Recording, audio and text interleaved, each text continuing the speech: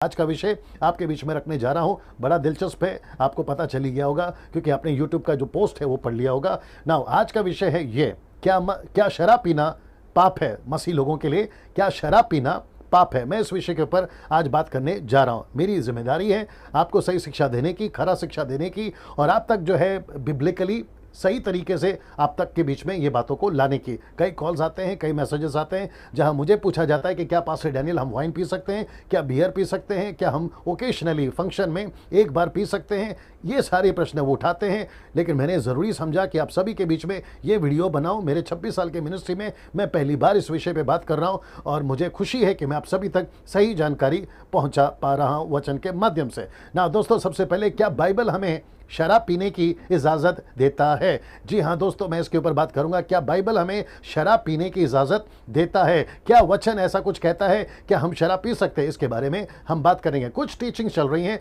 Old testament के कुछ वचन को उठाकर, जो कि कहते हैं कि जी हाँ, हम शराब पी सकते हैं। कुछ प्रचारक हैं, कुछ बिशप्स हैं, कुछ रेवरेंड्स हैं, नेशनली इंटरनेशनली, और वो जो है आउट ऑफ कॉन्टेक्स्ट जाकर बाइबल के वचन को उठाकर तोड़ मरोड़ कर किसी एक वचन को उठाकर कहते हैं कि हम पी सकते हैं। ना कौन से वचन है मैं आपके बीच में रखने जा रहा हूँ। सबदेश की किताब उसका 9 का 7 में कहते हैं कि अपना मार्ग पर चला जा, अपनी रोटी आनंद से खा कर, मन में सुख मना कर, अपना दाख मधु पिया कर, क्योंकि परमेश्वर तेरे कामों से प्रसन्न है। इसको उठाते हैं। अब सुलेमान राजा ने इसको क्यों लिखा, क्या कॉन्टेक्स्ट था, क्या परिस्थिति थी, उसका लिखने का मकसद क्या था, वो किसको लिख रहा था? कम से कम ये साबित तो हो जाता था कि वो आपके लिए और मेरे लिए नहीं लिख रहा है। बाइबल के अंदर बहुत सारे स्क्रिप्चर्स है। फांसी लेना लिखा हुआ है, 2-2 शादियां करना लिखा है, 5-5 शादियां करना लिखा है। तो क्या हम लोग आज करते बैठे? जी नहीं। तो पढ़ते वक्त में ध्यान देना है किसको लिखा है, कब लिखा है, क्या वो आज हम पर लागू होता है। तो इस वचन का सहारा लेकर कुछ लोग जो हैं वो अपने दाखरस पीना या शराब पीना उसको लागू करते हैं। भजन संहिता 104 का 14 से 15,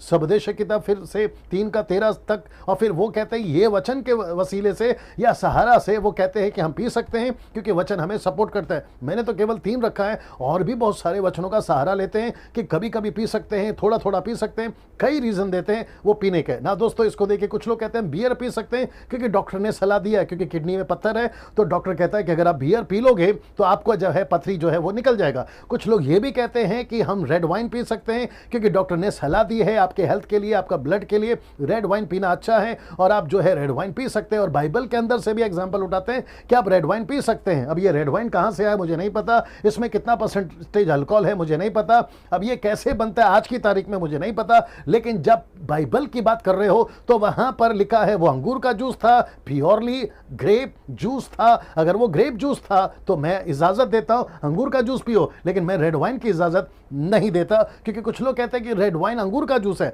अब उसमें अल्कोहल है। मैं वापस कहता हूं, बॉटल पे लिखा होता है कितना % अल्कोहल है। अगर नशा है, अल्कोहल है, आपको मैं साफ कहता हूं नहीं पीना है। ना इसको देखिए, कुछ सेवक तो ये भी कहते हैं कि थोड़ा थोड़ा पी सकते हैं, चाहे वो दारू हो या वटका हो, कुछ भी हो, थोड़ा थोड़ा पी सकते हैं। पूछा गया कैसे, तो वो कहते हैं कि इस वचन के वसीले से। कौन सा? पहला तिमोथी 5 का 23 में पौलुस ने तिमोथी को कहा था कि भविष्य में केवल जल ही का पीने वाला ना रह, पर अपने पेट और अपने बार बार बीमार होने के कारण।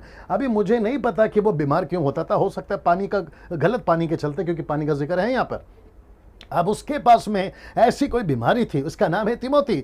अब ये तिमोथी को लिखा है तो तिमोथी तक रखिए, आप तक क्यों लेकर आ रहे हैं, मुझ तक क्यों लेकर आ रहे हैं, और दूसरों पे क्यों थोप रहे हो? क्योंकि बाइबल में ऐसी घटना हुई है तो आप जो है पी लिया करो। तो बाइबल के अंदर है यरीको की दीवार गिरी है, तो क्या तुम जाकर चाइना का वॉल गिरा दोगे? नहीं सर, ऐसा नहीं कर सकते। इसलिए आपको समझना जरूरी है कि क्या लिखा है, किसको लिखा है, और ये क्या अब लागू हो सकता है। उसका पेट दुखता था तो ये उस तक रहने दीजिए, वो बीमार होता था उस तक रहने दीजिए, आप उसको उठाकर क्यों ला रहे हैं? और अच्छा, वो ये भी कहता है कि काम में लाया करो, थोड़ा थोड़ा दाखरस काम में लाया। वापस कहता है दाखरस कौन सा है, आपको वीडियो के अंत तक कंफर्म या क्लियर हो जाएगा, क्योंकि मैं उसकी भी खुलासा करने जा रहा हूं। ना इसको देखिए, लेकिन ओल्ड टेस्टमेंट में अगर ऐसे वचन है, कैसे, जैसे पी सकते, तो ऐसे भी वचन है जहां लिखा है कि पीना पाप है, पीना श्राप है, गलत है। और वहां है यशायाह 5 का 22 में लिखा है कि हाय उन पर जो दाखमधु पीने में वीर और मदिरा को तेज बनाने में बहादुर है। मतलब जो पीता है उस पर भी श्राप, जो बनाता है उस पर भी श्राप। अब आप सोच के देखिए ना, इसको देखिए, होशे की किताब उसका 4 का 11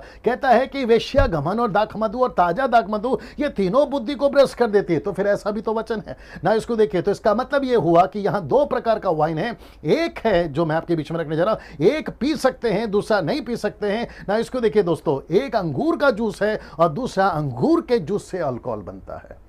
अब आपको समझना होगा कि उस वक्त का, देखिए मैं कहाँ की बात कर रहा हूँ, कम से कम 4000 साल पुरानी, यीशु के जीवन काल में 2000 साल पुरानी। अब आप सोचिए, यहाँ 2-3 डेकेड में ही शहर के नाम बदल रहे हैं, गांव के नाम बदल रहे हैं, रेलवे स्टेशन के नाम बदल रहे हैं, एयरपोर्ट के नाम बदल रहे हैं। अब आप सोच के देखिए, 2-2000 साल पुरानी बात को अगर बाइबल रिकॉर्ड करती है और आप उसको उठाकर लेकर आकर अगर आप ये कहोगे कि अंगूर का जूस का मतलब है दारू और दारू का मतलब है अंगूर का जूस, आप कैसे मिक्स कर सकते हैं? आपको समझना होगा कि क्या था अंगूर का जूस और क्या था अंगूर के जूस से बनने वाला दारू, यानी कि नशा, शराब। आपको यह समझना बहुत जरूरी है। उत्पत्ति किताब में 2 घटनाएं घटी हैं, एक है 9 का 21 में और दूसरा है 19 का 35 में। एक है नूह के साथ, उसने शराब पी और उसके बच्चों ने कुछ गलत करा। दूसरा है लूत, उसने शराब पी और उसके बच्चों ने उसके साथ में गलत करा। ये दोनों ने शराब पिया था और इसको कहते हैं अंगूर का जूस नहीं पिया था साहब, ये नशा था, वो अंगूर के जूस से बना हुआ वो नशा था, दोनों ने पिया ना। हिब्रू में जब हम दोनों को पढ़ते हैं, इस दोनों आयत को पढ़ते हैं, और जहां जहां दाखरस या शराब का यानी कि वाइन का जिक्र है उसको कहते हैं हाइन। इसका मतलब है 3196। ये दोनों क्षमा करें, ये जो स्ट्रॉन्ग्स है 3196, आपको हर जगह पे यही स्ट्रॉन्ग्स मिलेगा। उत्पत्ति से मलाकी तक जब जब आप कोई दाखरस वाइन का जिक्र पढ़ोगे तो आपको यही ट्रांसलेशन मिलेगा ना। दोस्तों इसको देखिए, इन दोनों को बाइबल में वाइन ही लिखा गया। मैंने वापस कह देता हूं, जैसे मैं आपको यहां बता चुका हूं, जहां जहां पढ़ोगे दाखरस आएगा, इंग्लिश में वाइन आएगा, WINE, वाइन ना, ये नाम उनको दिया गया। अब दोस्तों ये आप देख रहे होंगे, जैसे आपको ये दिख रहा है तो आप समझ गए होंगे पास्टर डैनियल ये तो मीट है, मटन है, मांस है, और ये रहा तरकारी, वेजिटेबल, सब्जी जिसको आप लोग कहते हैं। अब आप सोच रहे होंगे कि मैं आपको ये क्यों दिखा रहा हूं, मेरे साथ में बने रहे, थोड़ा वक्त लंबा जा रहा है लेकिन बहुत सारी चीजें आप सीखेंगे ना। सबसे पहला ये रहा मांस का टुकड़ा और ये रहा सब्जी ना। आप इसको जब देखोगे तो आप कहोगे ये सब्जी है, जब आप इसको देखोगे तो आप कहोगे ये मांस है, यानी कि मीट। आप अभी ट्रांसलेशन कर सकते हो, लेकिन आपको पता है उत्पत्ति 1 का 29 में परमेश्वर ने इन दोनों को नाम क्या दिया? बड़े ध्यान से सुनेगा, लिखता है परमेश्वर ने कहा, सुनो, जितने बीज वाले छोटे छोटे पेड़ सारी पृथ्वी पर ऊपर हैं, जितने वृक्ष में बीज वाले फल होते हैं, वे सब मैंने तुमको दिए हैं। बड़ा ध्यान से देखना, वे तुम्हारे भोजन के लिए। तो क्या क्या भोजन के लिए है? वृक्ष, फिर छोटे छोटे पेड़ के फल, ये सब आपको, सब्जी है, फल है, ये सब आपको दिए ना। यहां पे एक भी जगह पे आपको ये मीट नहीं दिखेगा, इन सभी जगह पे आपको ये दिखेगा। और इसलिए हिंदी ट्रांसलेशन कहता है ये भोजन है, लेकिन आप जानना चाहोगे इंग्लिश में कहता है to you it shall be for meat. इसका मतलब है ये आपके लिए मीट है। तो इसका मतलब है कि जिसको आप सब्जी कहते हो, ट्रांसलेशन में आपकी ही बाइबल में उसको लिखा गया इंग्लिश में, किंग जेम्स वर्जन में कहता है मीट है, मीट। अब आप सोच के देखिए, तो इसका मतलब है ना, इसको देखिए, लेवे व्यवस्था उसका 2 का 1, लेविटिक्स चैप्टर 2:1 कहता है कि जब कोई यहोवा के लिए अन्न बलि का चढ़ावा चढ़ाना चाहे तो वह मैदा चढ़ाए, उस पर तेल डालकर उसके ऊपर लोबान चढ़ाए। लेकिन इंग्लिश में क्या कहता है? And when he will offer a meat offering unto the Lord. इसका मतलब है मीट। अब आप देखिए, सब्जी को भी मीट, ये बीज को भी मीट, गेहूं को भी मीट। तो इसका मतलब है कि दाखरस में आप जब जब पढ़ते हो तो हर एक ट्रांसलेशन, वो चाहे अंगूर का जूस हो तो उसको भी ट्रांसलेशन दाखरस है, अगर आप दूसरा कोई पढ़ते हो तो उसको भी ट्रांसलेशन है। लेकिन पढ़ते वक्त में कौन सा चीज कहां पर, आपको ये देखना बहुत जरूरी है ना। दोस्तों आपको ये पता चल गया होगा, इसको कहते हैं भुट्टा, इंग्लिश में कहते हैं कॉर्न। अब आपको पता चल गया होगा कि इसको कॉर्न कहते हैं और इसको कहते हैं गेहूं, और लेकिन इंग्लिश में कहते हैं व्हीट।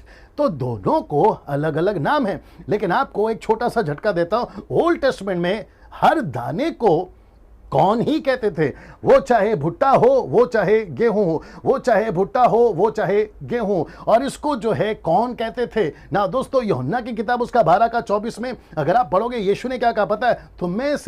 मैं तुमसे सच सच कहता हूं कि जब तक गेहूं का दाना, तो इसका मतलब है गेहूं का बात हो रहा है।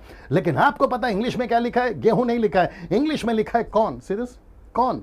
तो इसका मतलब है ये है कॉर्न, ये है कॉर्न भुट्टा, और ये है गेहूं। तो इसको व्हीट कहते हैं, उसको कौन कहते हैं। लेकिन जब ट्रांसलेशन हुआ तो हर एक दाने को क्या लिखा गया है? कौन। वैसे ही आपको समझना होगा कि दाखरस, कौन सा दाखरस, आप उसको कैसे इस्तेमाल करते हैं, आप उसको कैसे यूज करते हैं ना। ये शब्द को पढ़ लीजिए, ये शब्द को पढ़ लीजिए, कहता है मैं प्यार करता हूं।